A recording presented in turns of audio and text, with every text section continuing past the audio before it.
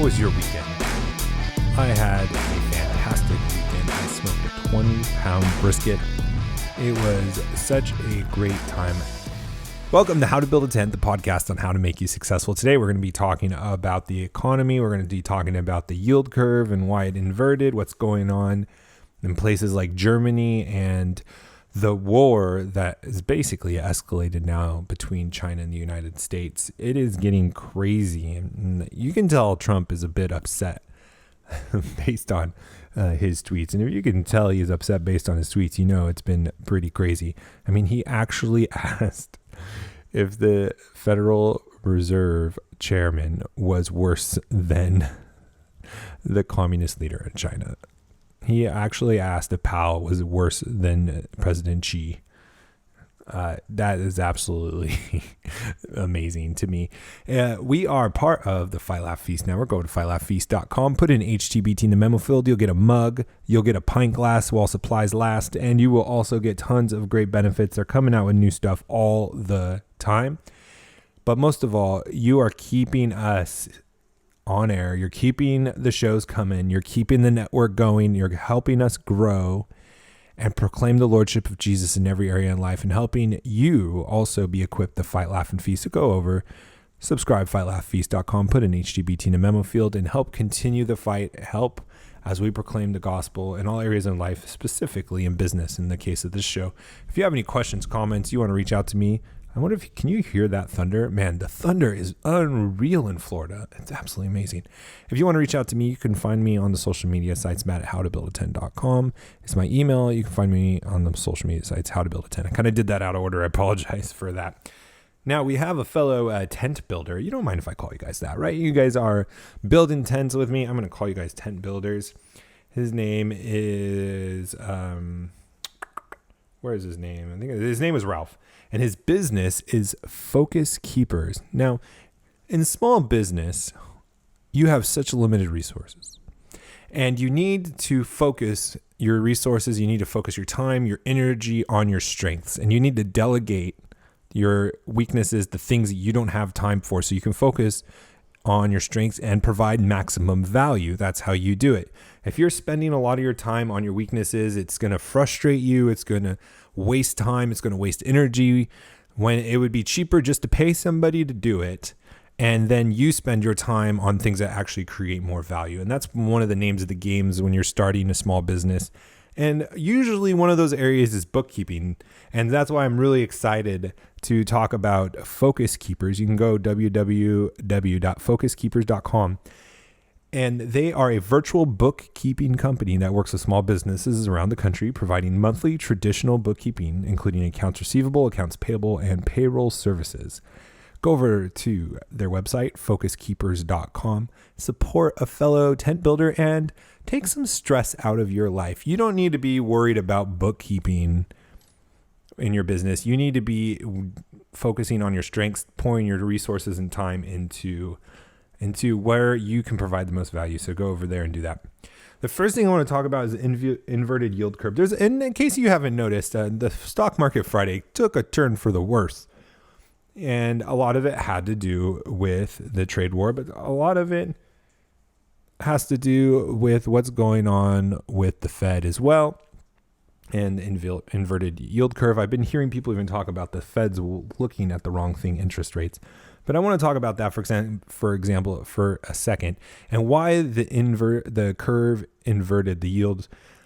And what is happening basically is long-term rates are becoming cheaper because so many people are buying bonds that the interest rates are going down. So when the price of bonds goes up, the interest rates goes down.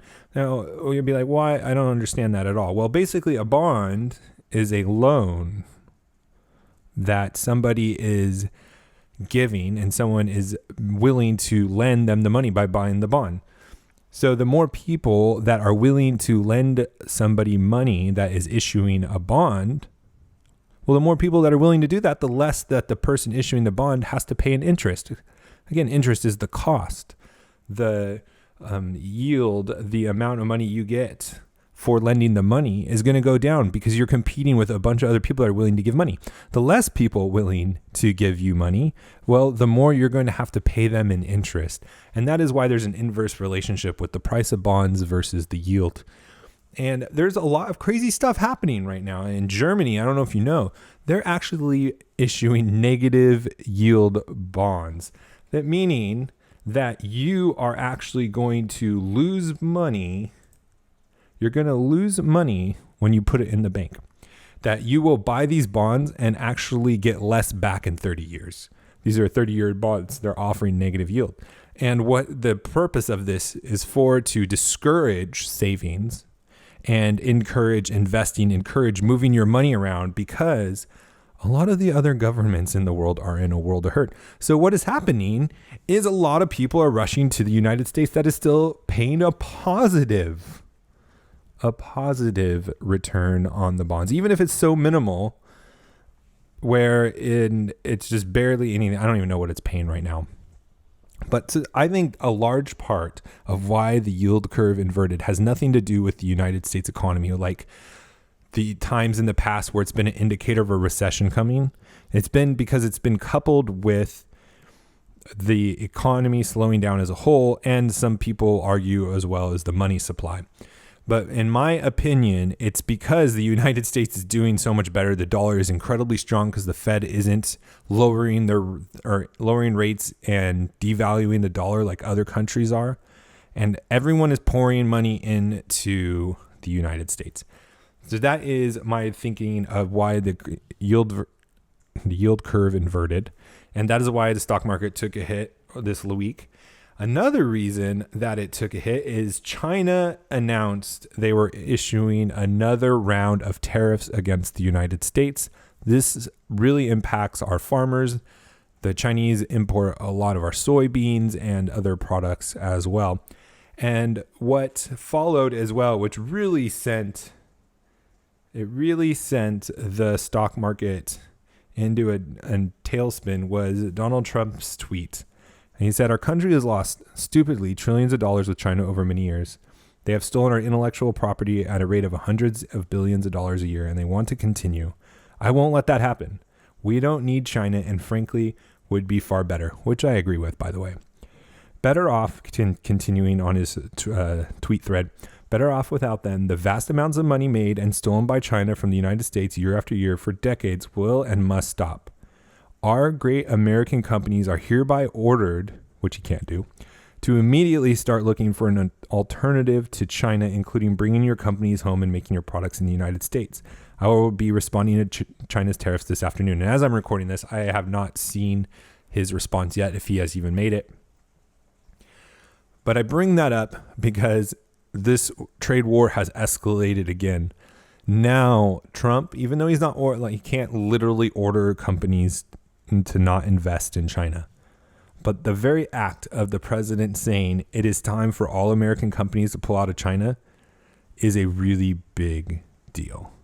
And if it is true that we stop importing everything from China, that is going to have major ramifications to our portfolio in the short term, our prices in the short term, and it's going to lead, I think, to a stronger conflict in the South China Sea. If you pay attention to that military, geopolitical stuff, drama that's going on over there, and it might have some implications for Hong Kong. We'll see if it happened over the weekend. I'm recording this on Friday or sometime in the week. There's some big things happening that some big milestones for China or anniversaries, where I don't think that they're going to let the Hong Kong thing go on, the Hong Kong protest. I don't mean to diminish it by saying it's a thing. And I believe that this is going to escalate even farther. And I'm just waiting for the thing that's going to push it over, the event that is going to push this trade war over into actual conflict. It might be a proxy war like what is happening in Syria with the Russians, Iranians, and the United States. I don't know, but this isn't a political, this isn't a military show. I won't get into that.